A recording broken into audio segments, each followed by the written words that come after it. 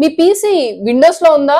మీరు ఈ వీడియో చూస్తున్న ఈ మూమెంట్ లో మీ పీసీ హ్యాకర్స్ కంట్రోల్లో ఉండదు. ఎలా అంటే మార్చ్ 2026 లో విండోస్ కెర్నల్ లో CV2026-26132 అనే క్రిటికల్ వల్నరబిలిటీని కనుక్కున్నారు.